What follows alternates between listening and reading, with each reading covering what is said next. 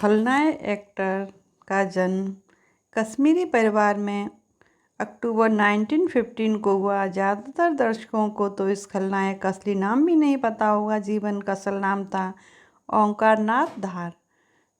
50 के दशक की आने वाली कई फिल्मों में जीवन ने नारद मुनि की भूमिका निभाई थी और फिर 1960 आते आते जीवन ने खलनायकी में अपने कदम रखे और साल 1970 में आई फिल्म अकबर अकबर एंथोनी में जीवन ने पहली बार अमिताभ बच्चन के साथ काम किया और इस फिल्म में जीवन ने रॉबर्ट डैनी और अल्बर्ट डैनी के नाम से दोहरी भूमिका निभाई।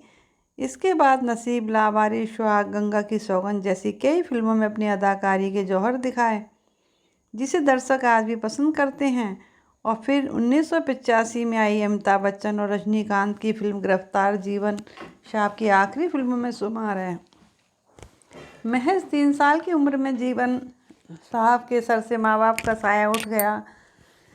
जीवन एक संयुक्त परिवार में रहते थे और एक बात और बताएं जिससे आप हैरान होंगे कि जीवन साहब के अलावा जीवन के 24 भाई बहन और भी थे, जिनमें से बहन सिर्फ एक थी और बाकी सारे भाई थे।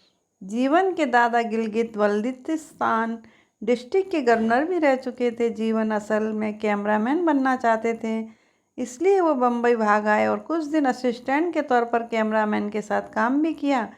और फिर उसके बाद जीवन पहली बार नज़र आए फैशनेबल इंडिया फिल्म में काम करते हुए, जो कि साल 1935 में रिलीज़ हुई थी। जीवन की शादी किरण नाम की लड़की से हुई और उन्होंने अपने घर का नाम जीवन किरण रख लिया और बाद में उन्होंने अपने बेटे का नाम किरण कुमार शायद इसलिए रखा। असल में उनके 2 बेटे थे, एक थे किरण कुमार और दूसरे का नाम भूषण कुमार रखा। दोनों ही हिंदी फिल्म इंडस्ट्री में अच्छा काम कर रहे हैं।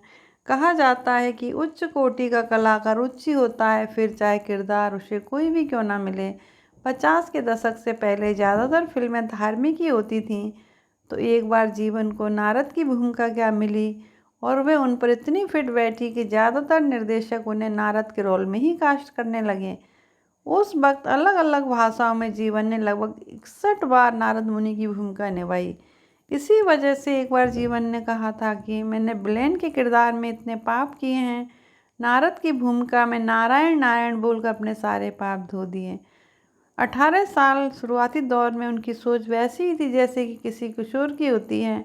वो भी हिंदी फिल्मों से बहुत प्रभावित थे।